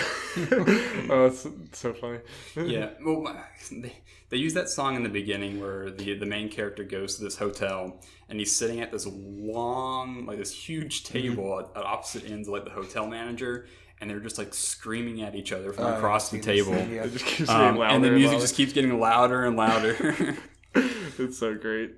Jet Set Radio has a very famous soundtrack. Iconic, It's and even like I think it holds up. It's even like pretty creative and interesting today. Bully has a really good soundtrack. Going back to Rockstar, theirs is kind of almost like a punk kind of like soundtrack in a way. I never played Bully, but I know people liked it a lot. Yeah, the music is really solid in that. And then like Shin Megami Tensei Nocturne. Just going back to Shoji Meguro real quick. If you ever listen. So SMT Nocturne has probably the coolest like JRPG battle theme, because it's probably the only battle theme I know that has like harsh vocals, like screamed vocals in it. Like in the battle. Yeah, I can't remember what it is. It's like another god rejected. He's just like screaming that into the microphone. There was that Final Fantasy X at the very end that came in with the like really bad like heavy metal. Oh no, this is called it's like Fierce Battle. It's really good. Yeah, and like Shoji Meguro does great soundtracks. Yeah. That's about it. I know I went on for quite a long time. No, you have a much better and more interesting list than us. I will go with mine, but I'm not as interested. Mine's not nearly as interesting. I tried to go mostly with soundtracks for games that I feel like fit with the game so much and just make I remember the experience of playing it with the game. Like, not necessarily my favorite soundtracks on their own, but they just go. And one of the first ones was Fire Emblem. Something like the Fire Emblem soundtrack, they do such a good job of like each like part of the game, like when you're in battle, like the battle music, it feels like it's like really high, like like fast, and it's very JRPG-ish, but it kind of stands out on its own, and it like gets you in the middle of battle. But then like when you're in the menu screens, like Jeff has played a lot of Fire Emblem games or whatever, even just the simple little things like that, you're in a menu screen of Fire Emblem when that music's playing. It's something about it just feels, everything feels right with that. And then even though Fire Emblem stories are usually kind of crap, the music alone makes this probably the writing's not great scene feel emotional, just because the music is just so good at conveying that. So yeah, Fire Emblem, very iconic for me when it comes to like the JRPGs I like to play.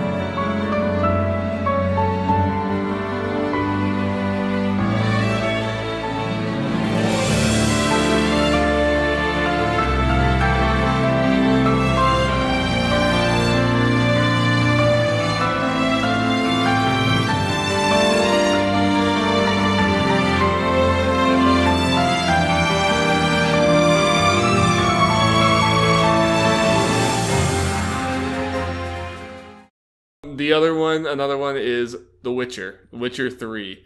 So much of like I could like probably talk forever about The Witcher 3 just in general, and how what makes that world so cool is that it has like a lot of the trappings of a fantasy game or a fantasy story and everything that you would expect from like the European like based fantasy that we know, but especially playing it from an American who doesn't know much about Polish culture, it's like your traditional fantasy story, but everything's just a little bit different because it's based on like Polish fairy tales and Polish like history and stuff. So everything's like a little foreign in a cool way, in the coolest possible way. And I feel like that is shown so much in the soundtrack because it has like some of your normal like, oh, it's a fantasy thing, so here's like the instruments you would know for that. But then it also like they have these guttural screams sometimes, and they have like these weird like really fast like bagpipe things and weird like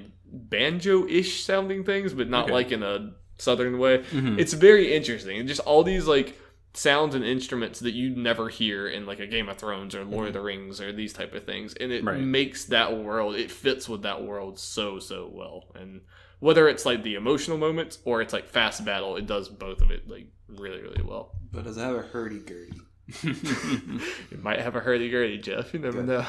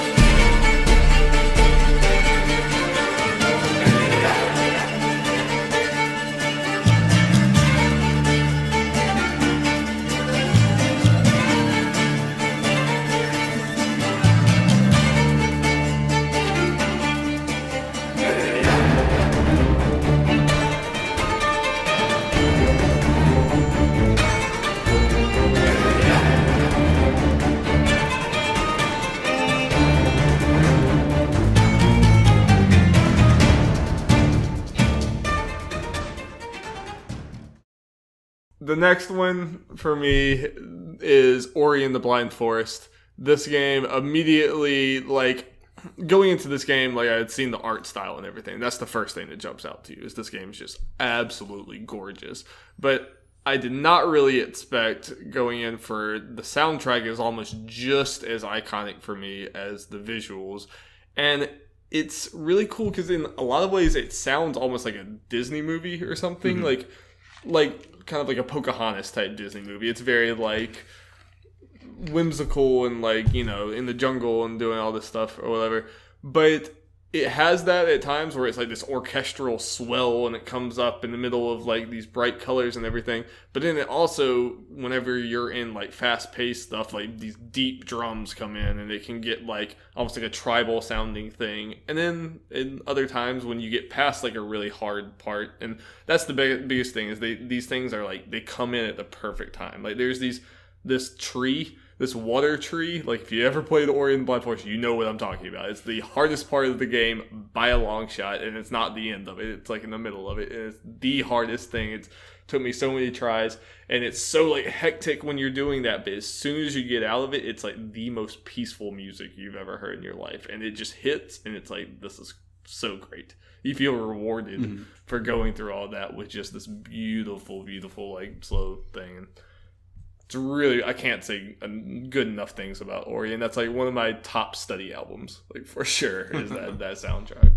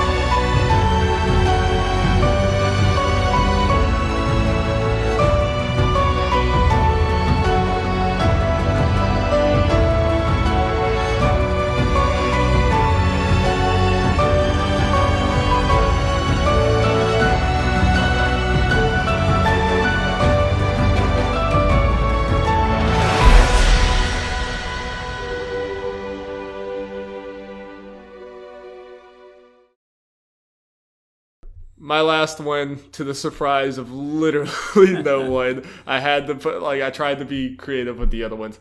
Final Fantasy VII. Obviously Final Fantasy VII is my favorite game of all time because it's just, there's so much nostalgia there.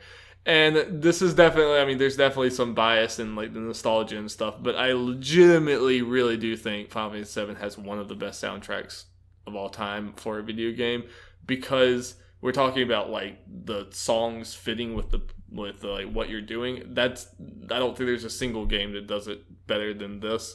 Every single area you go to just has, it's obviously it was a game made in the 90s. What they were working with instrumentally is pretty simple. It's a lot of the same stuff, but they layer these really little tunes in amazing ways that just get very emotional at the right times, and then get silly, and then get really hectic, and then get emotional again. And every single song feels like it could be an iconic thing for any game.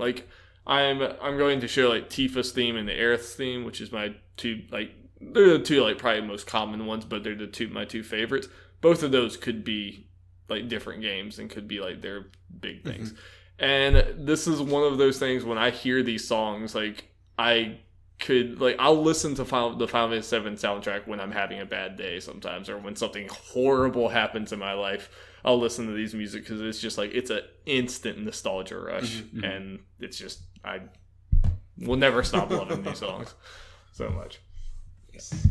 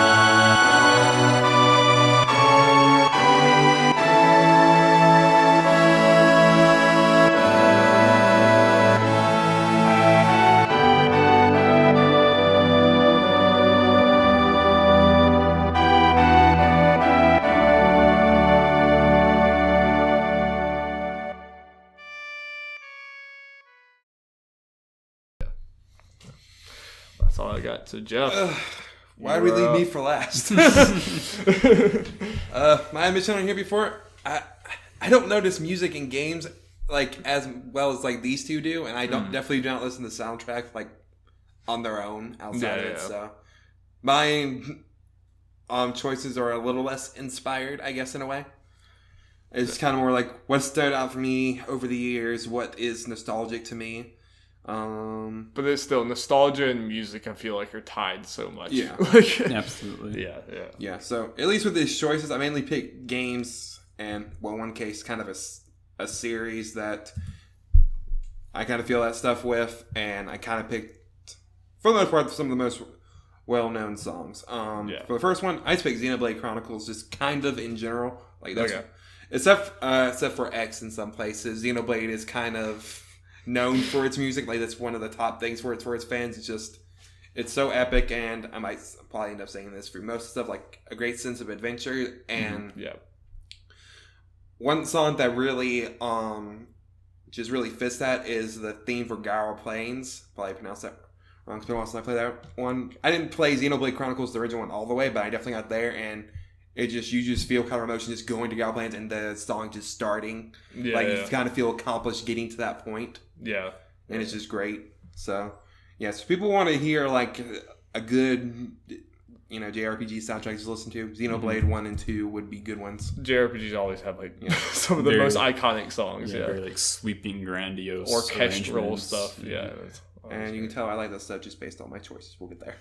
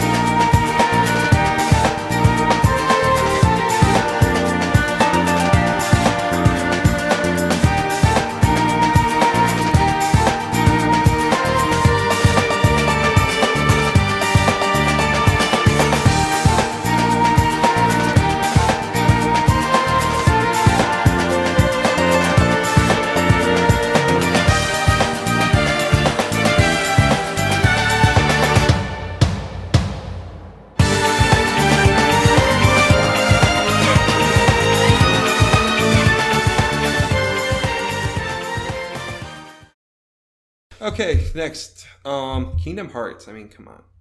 It's a good soundtrack. Who doesn't know Kingdom Hearts? Man? Dude, I mean, like, Kingdom Hearts would be, again, I'm like, these are not necessarily my favorite. I'm just choosing a few, but Kingdom Hearts should be on everyone's list, whether you like Kingdom Hearts or not.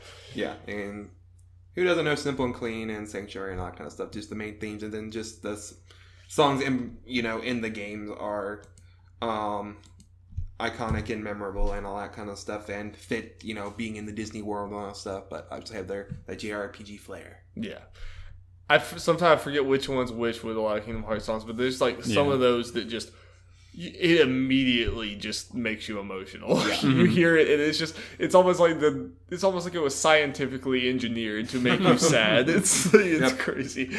Yeah. Can't remember if I mentioned earlier, I do enjoy the new theme though for today. So a little more simple and everything, but it sure will grow and will fit in there. Plus, it's probably like the ending theme, because like with Simple and Clean and Sanctuary, the ending like credits theme for those credit version of those are kind of more slower. I imagine we can get a little more, pumped up one. And like we're saying so many times, it's like tied to the game and like tied to what you're doing, and it makes a lot more sense there. Yeah, for the song that's going to be playing, I picked the orchestra instrumental version of Simple and Clean. Cool. Yeah.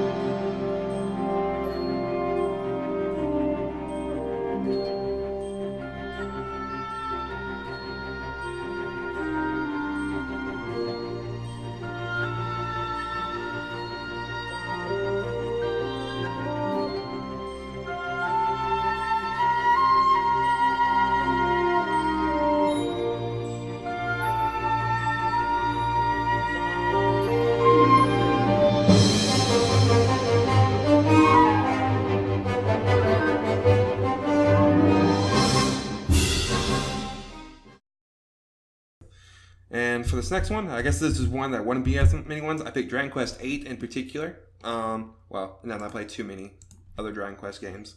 But Dragon Quest VIII is one of my favorite games of all time. The soundtrack is one of those that are very memorable to me, and just kind of like Xenoblade, it just... The songs fit like going on an adventure and all that stuff, just going around the wilderness and all that kind of stuff. And Overture, I have trouble remembering, I think it's like the first thing you really hear. I feel like it's a great way to just start the adventure, and those things you just hear throughout it. Yeah. Very memorable.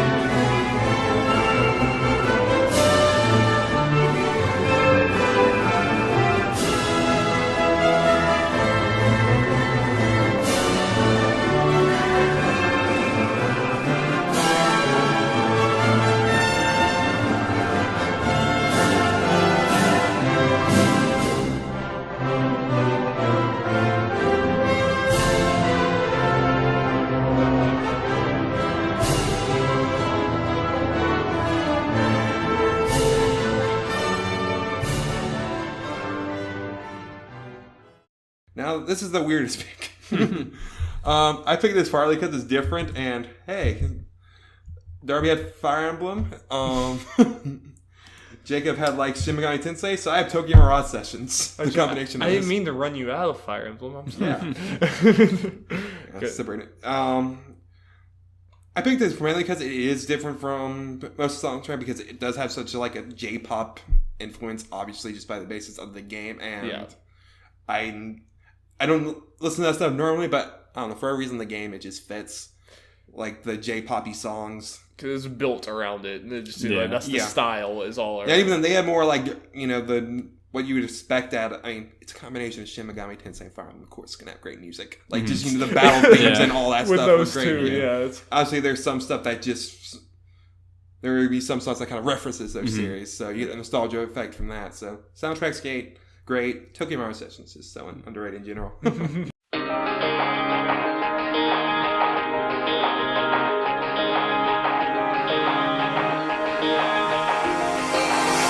壊したい大事そうに抱えた私を全部君がこの孤独を痛みを癒すの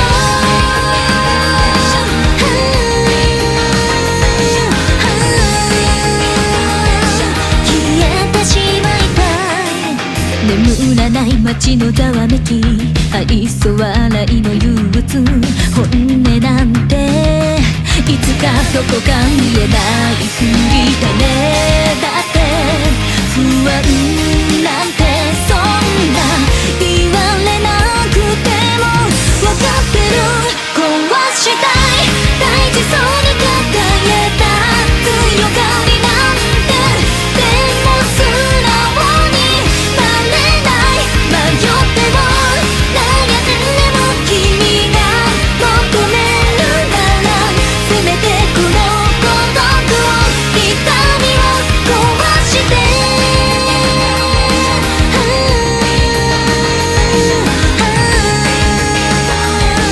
生まれ変わりたい青い空は窮屈に上辺だけを映し出すこの未来をずっとぼやかしてる曖昧に繋がる世界は深い傷さえ嘲笑うどれくらい苦しめばいいのもがけばいい I forgot to put the name, but my last one, this shouldn't be a surprise to anyone. We're double dipping with Final Fantasy. Final Fantasy X.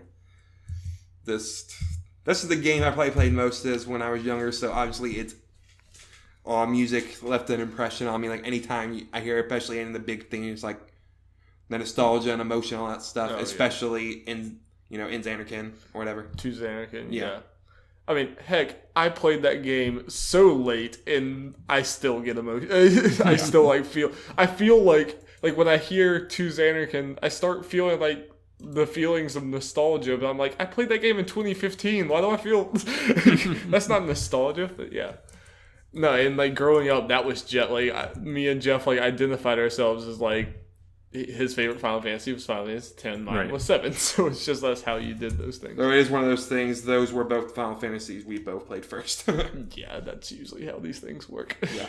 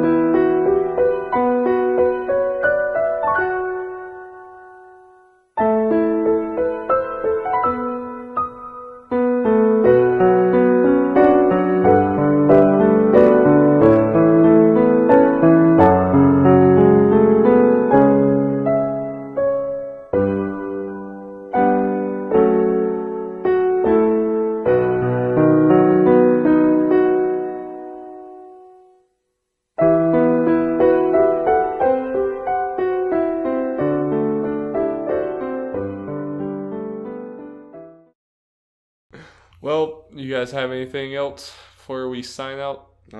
Super Smash Brothers, great soundtrack. Oh, I mean, yes, obviously. I mean, The Last of Us, BioShock Infinite, all these. Yeah. I mean, they're amazing for their games. Like, they're amazing. Super Mario Kart 8 title song. Oh yeah, that's pretty so iconic. good. Yeah. I mean, and it's so recent that it feels weird to say it, but I mean, Jump Up Superstar. I mean, let's go. Special shout out to the Kid Icarus Uprising soundtrack. Amazing. I wouldn't know because I couldn't get through its garbage controls to get to the good soundtrack. I just couldn't do it. Well, thank you guys so much for listening to the Nerds at Large Gaming Podcast. Make sure to check us out next week. We have Let's Plays on YouTube now. We finished Life is Strange Before the Storm, did all those spoiler casts. Will we talk about the Switch a whole lot next week? Maybe. Probably. I mean, we would be doing it anyway, but it is a year after the Switch. So year review. Yeah. Either next week How or did the after. Switch do? Yeah. It's time for its yearly report. You think it did well? I think it might have done all right. Yeah. I think it did okay. Yeah, I heard it. Yeah. I heard it sold did a few copies. Yeah. You know? Bye, you guys.